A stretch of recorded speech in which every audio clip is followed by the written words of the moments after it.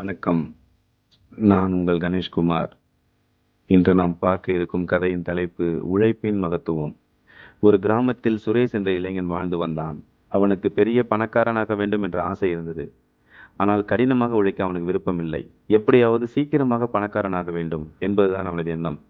ஒரு நாள் கிராமத்தில் வாழ்ந்த வயதான விவசாயி ஒருவரை சந்தித்தான்.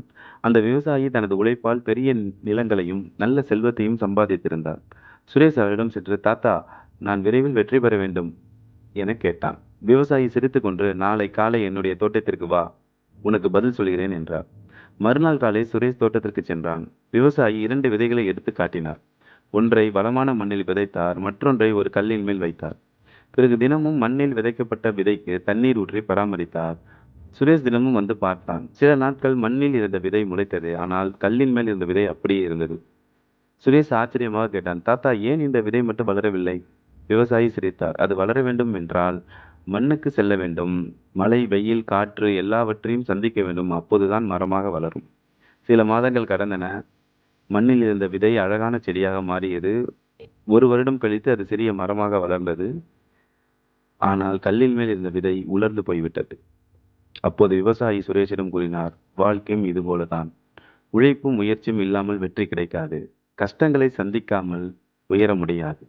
இந்த வார்த்தைகள் சுரேஷின் மனதில் ஆழமாக பதிந்தன. அன்றிலிருந்து அவன் தனது நேரத்தை வீணாக்காமல் உழைக்க ஆரம்பித்தான். ஒரு சிறிய தொழிலை தொடங்கினான். ஆரம்பத்தில் பல சிரமங்கள் வந்தன. சில நேரங்களில் நஷ்டமும் ஏற்பட்டது. பலர் அவனை கேலி செய்தார்கள். ஆனால் அவன் மனம் தளரவில்லை. உழைப்பு ஒரு நாள் என்னை வெற்றி பெறச் செய்யும் என்று நம்பினான். பல ஆண்டுகள் தொடர்ந்து உழைத்தான். இறுதியில் அவனுடைய தொழில் பெரிய நிறுவனமாக வளர்ந்தது. ஒரு நாள் அவன் தனது பழைய கிராமத்திற்கு திரும்பினான். அங்கு பல இளைஞர்கள் அவனை சுற்றி நின்று, உங்கள் வெற்றி ரகசியம் என்ன என்று கேட்டனர். சுரேஷ் புன்னகையுடன் பதிலளித்தான், என்னிடம் எந்த மந்திரமும் இல்லை, அதிர்ஷ்டமும் இல்லை.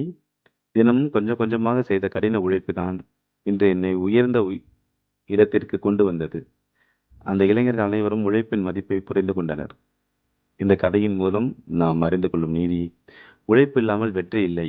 விதை மரமாக வளர நேரம் எடுத்துக்கொள்வது போல் வாழ்க்கையை தொடர்ந்து உழைத்தால் மட்டுமே பெரிய சாதனைகளை உருவாக்கும். உழைப்பு ஒருபோதும் வீணாகாது. நன்றி, வணக்கம். மீண்டும் அடுத்த கதையில் சந்திப்போம்.